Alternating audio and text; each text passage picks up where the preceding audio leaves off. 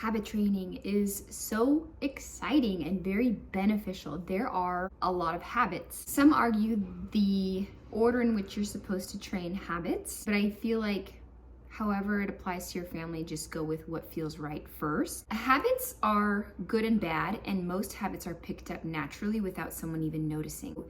Your children, when you go about training habits, are going to pick up habits from you because they see you do it.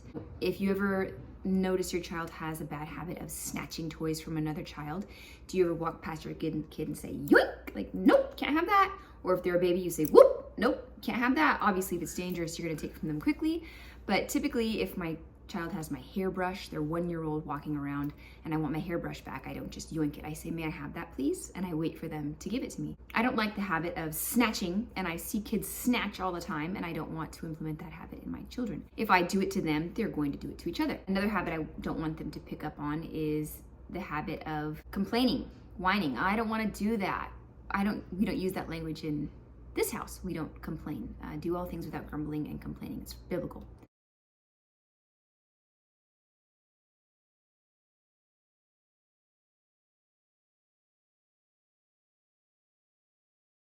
Sometimes the children will ask me, do you like doing the dishes? And I just say no. But they never hear me say, oh, I have to do the dishes. I don't want to do the dishes.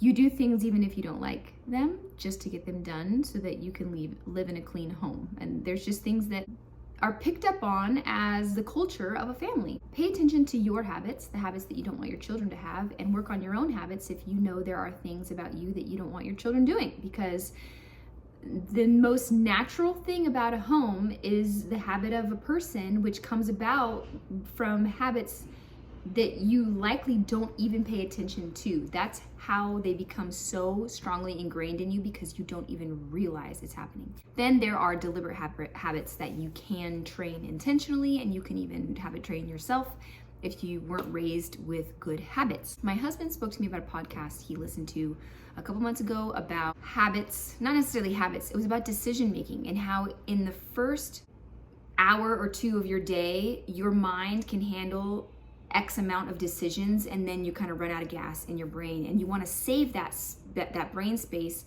for critical decision making. So you want to prioritize your tasks or your days with things that take the most energy, because you will start to run out of gas, so to speak. And habits will help you in life so much so that it is crucial to teach your child the habit of hanging up their coat, closing the door when they come in and out of the house. Put something down in its place. Don't just put something down.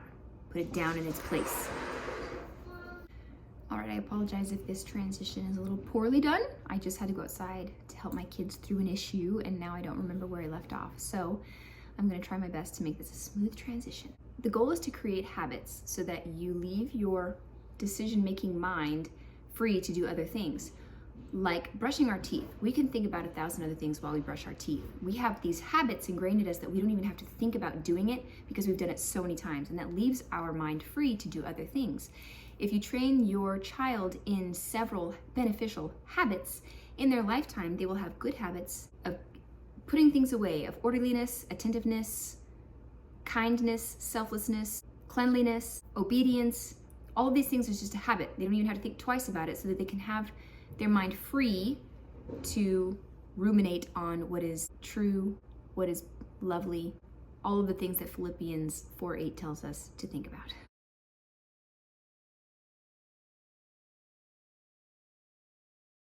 How do I go about these habits? It is going to be easier if your children are smaller, but if you've got even a teenager, all hope is not lost. Some people believe the habit of attentiveness is the one that you should start with, though my children don't tend to have problems with the habit of attentiveness. That's not something that I've needed to train them to do. When my children call for me, of course, I'm not a perfect person, and I may not give them my undivided attention when I'm listening to a story, especially if I'm trying to care for a baby and another toddler and then another toddler and trying to make dinner at the same time. But I do my best to say, wait, I would really like to pay attention to what you're saying. Will you wait 5 minutes? Or put that thought in your hand and hold it there nice and safe so that I can listen to you and give you my full attention when I'm ready to. I like to be an example of focus and attentiveness to my children. We don't zone out in front of the TV for hours. Screen time is something that I have done, not a lot, honestly, and something that I don't like to do even today. We have done screen time, but only shows that are approved, that are non-stimulating, that don't put you into this trance. I've seen with my own eyes the behaviors of my children and how it changes them. And I used to go back and forth so often because my children were so young. And I would just like, does screen time really matter? Nah, it doesn't matter. And then I'd be like, it kind of does. And then I would just go back and forth. But now I am at a point where I think that the less screen time is better. And if you do use screen time, it should be a show that is not very stimulating. There's a lady called Jerica Sanes, and she has a list of approved shows.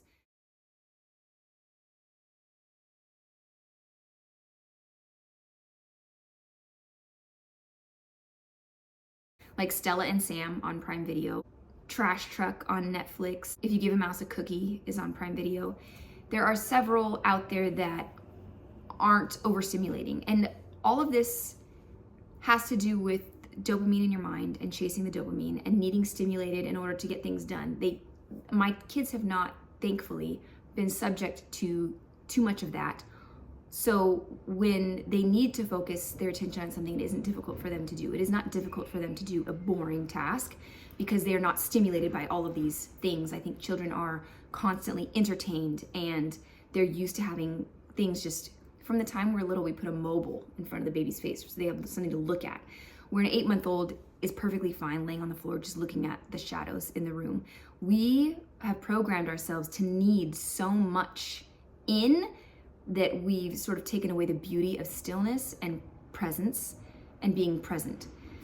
That is a whole other video that I will cover, but for now this is about habits, and the habit of attentiveness is crucial, though not one that I've had to deliberately work on. So it's not one that I'm going to speak about today, but I can because I do know how to train for it. Another habit to work on is the habit of obedience. Another habit is the habit of orderliness and cleanliness, which is one that we're on. So the key is, 5 minutes in, I'm finally getting to the point. Training for a habit. Say you want to train your kid to put their coat on the coat hook. So what you want to do beforehand, whether they're 3 years old, 5 years old, even if they're 1 year old, I walk with her and put her coat away with her to see if she can understand and grasp that concept until she's cognitively able to understand what I'm saying. Their level of comprehension varies. A 5-year-old can be much like a 3-year-old depending on their level of development. Gauge your kid and say you've got a 3-year-old and you say, here's what we're gonna start doing. You work on one habit at a time. This is why it's doable and not overwhelming, but I do recommend you write it down. I do recommend maybe you even stick it on the fridge to help you remember, because chances are you've got 1,000 things going on and you're not going to pay attention to this habit as much as you ought to if you don't put some effort into it. Don't just watch this video and be like, yeah, I'm gonna start telling them to put their coat on the hook. Make a plan, write it down, hang it on the fridge, have a talk. This is key. Have a talk with your 3-year-old and say, Sally, we are going to start putting our coat on the hook. From now on, when you come inside, we're gonna put our coat on the hook. And you talk it up like it's gonna be great. That way, remember that one time you tripped over your coat and you hurt your knee because it was on the floor? If you always hang your coat on the hook, no one's gonna trip over it. It's gonna be amazing. You're gonna be able to walk wherever you want. If you're carrying a big tower that you built, you don't have to worry about tripping over a coat because it's not gonna be on the floor. Like, you make it this big thing, like this is gonna be great. I'm going to help you remember. That's what you say. I'm gonna help you remember. The key to habit training, this is one habit at a time. You work on it for 6 to 8 weeks. There's also how to untrain a bad habit, and I'm gonna get into that in another video so that this video isn't so long. So say she comes in, hangs her coat up, she's super excited because it's fresh in her mind, and she's looking at you and you smile and like there's approval. Yeah, great job, you hung your coat on the hook, and she goes off to play. Then 6 hours later, she goes back outside, she comes in, she drops her coat on the floor, and she starts walking away. What you don't want to do is say, hang your coat up, because you don't want to be their reminder. You want them to develop that neurological pathway in their own brain, so they can remember for themselves. That way it's ingrained in their brain and they're not just reliant on mom to nag, nag, nag. To be a mother, to have to constantly nag would be so troubling, especially if you've got so many children. And I can imagine households where you've got multiple children and none of them are habit trained and you're constantly having to nag and pick up everything and do it all yourself. There is hope and there is peace, and it is so nice when you habit train your children. It's a great relief. I could not imagine the burden I would feel if I saw the living room not picked up and thinking, oh, I have to do that. I don't. My kids do, because I habit train and I give consequences and I stick to them, which is in another video called discipline. So what you do instead is she drops her coat on the floor. If she's looking at you and kind of hovering around, you can say, I told you I'd help you remember. Remember that conversation you had with her? Then she'll be like, oh, okay. Then she'll, use gentle nudges. I told you I'd help you remember. I think we forgot something. Oh, that coat hook is so empty. And help her to be like, oh, my coat goes on the hook. But don't be that voice for her. You want her to develop it in her own mind, to think of it in her own mind, to create that pathway in her own mind. Because if you're constantly being like, I told you to put the coat away, then she'll do it. But then every single time she comes in and forgets, she's not gonna do it until she hears mommy. It's like Pavlov's dogs. You're just training them with the whistle, but instead they're trained to mommy's nagging. But you want them to independently come up with the memory so that they can start being independent in that habit. Say she runs away before you even get a chance to get after her. You're not gonna call out, you forgot to put your coat away. You simply say, Sally, and you don't say, Sally. You do it in a loving way, Sally, like as if you're gonna show her something great. You can stand next to the coat that's on the floor. Maybe she'll get it. If she doesn't, you can say, I think you forgot something. Try to let her come up with it by herself. I don't know if this is something that you're supposed to do, but sometimes I wait for them to get all the way up to the top of the stairs and then I call them down, because then it's even more inconvenient for them, and then they're going to want to remember because they don't like being interrupted from play or having to go all the way upstairs to come all the way back downstairs. I usually wait a little bit to see if they're going to come back for it, even to give them a little grace period, because sometimes my kid will run away and then I'll wait just a little bit and she'll come back on her own and then hang it up. So I like to give a little grace period to see if they're going to do it. But if they don't, then I give a call, Sally, in a nice loving way, and not in a nagging way, in a peaceful way, and in a loving, kind way. This goes on for 6 to 8 weeks until they develop the habit. And after the habit is formed, it is crucial to never allow a lapse in the habit. Say you've got a gang of neighborhood kids over at the house, they're all running around, they come inside, they're zipping around, so they're super excited, overstimulated, they're not paying attention to anything. Hopefully the habit is built in them so much so that they still remember, which has been the case for my older ones, but my 3-year-old can get thrown off even still having developed the habit. So if there are distractions in that sense, and she runs upstairs and leaves the coat on the floor, even though there's a bunch of kids over, even though she's having a good time, even though you just don't want to ruin it, do not let her slip, because you are going to ruin all of the 6 weeks that you've just dedicated to this one single habit. Never let it lapse. Never relax the habit. And even after you think the habit is totally formed in the most solid sense, do monitor it and keep up with it and maintain it and check in on it even after it's, oh, the pull-ups are here. I got distracted by pull-ups. My battery died. I've done 1,000 things. Now my camera is flipped in the vertical sense because I'm holding it with my hands, but I just wanted to tie this video up and get it out to you. The key is to pick one habit, one single habit that's doable.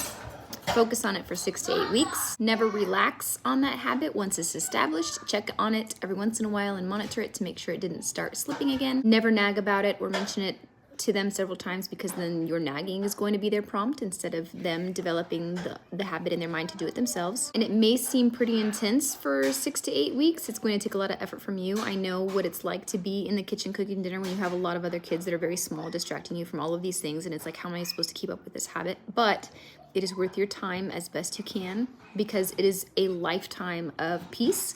Imagine not having teenagers that just drop their clothes in the bathroom on the floor.